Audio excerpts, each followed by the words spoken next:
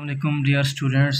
बेटा आज का हमारा जो नेक्स्ट टॉपिक है वो चैप्टर नंबर 2 उसको हमने बेटा पढ़ना है। उसके अंदर पहले पहले हमारे पास डेफिनेशन आती है कि सेलुलर रेस्पिरेशन किसे कहते हैं। देखिए बेटा, सेलुलर रेस्पिरेशन ऐसा प्रोसेस है जिसमें सेल्स ऑक्सीडाइज्ड फूड यानी वो ग्लूकोज जिसके साथ ऑक्सीजन हो उसको इस्तेमाल करके एनर्जी को हासिल करते हैं। बिल्कुल सिंपल सी बात है बेटे। ये सेलुलर रेस्पिरेशन की इस तरह से इक्वेशन होती है, ग्लूकोज के मालिक्यूल ऑक्सीजन के मालिक्यूल यानी ये ग्लूकोज का मालिक्यूल ऑक्सीडाइज होता है, कार्बन डाइऑक्साइड बनती है, साथ में पानी के मालिक्यूल बनते हैं, साथ में एनर्जी यानी एटीपी बनती है। अब इस प्रोसेस के लिए बेटा सेल्स को चाहिए ऑक्सीजन। अब बेटा सेल ऑक्सीजन को कैसे हासिल करता है? For this purpose organism need to carry oxygen to the cell and remove carbon dioxide from the cells. Gaseous exchange बेटा गैसों का तबादले के जरिए से आता है ये oxygen. Gaseous exchange process in which organism present gate oxygen oxygen को हासिल करता है इन इनहेल्ड एयर, जो यानी ऑक्सीजन जो हवा हमारे जिस्म के अंदर आती है उसके अंदर सिर्फ ऑक्सीजन नहीं होते बेटा, उसके अंदर और चीज़ें भी होती हैं।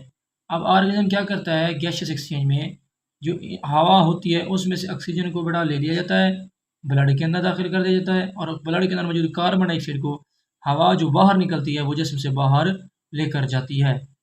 गैसों का तबादले का मतलब है ऑक्सीजन का लेना और कार्बन डाइऑक्साइड को जिस्म से बाहर निकालना।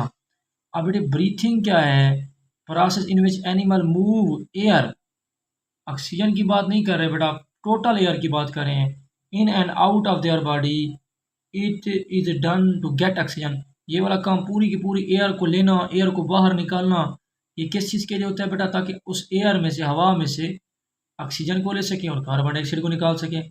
याद रखें ये पॉइंट इंपॉर्टेंट है बेटा। जो ब्रीथिंग है एंड रेस्पिरेशन ये एक जैसी चीज़ें नहीं है। देखिए ब्रीथिंग में तो इंसान के मसल्स वगैरह, फेफड़े वगैरह ये चीज़ें इन्वॉल्व हैं, तो लेकिन ये जो हमारे पास सेलुलर रेस्पिरेशन है या रेस्पिरेशन ये केमिकल प्रोसेस है। तो आप बेटा लिखेंगे कि respiration is a chemical process, breathing is a physical process. Breathing help in gaseous exchange.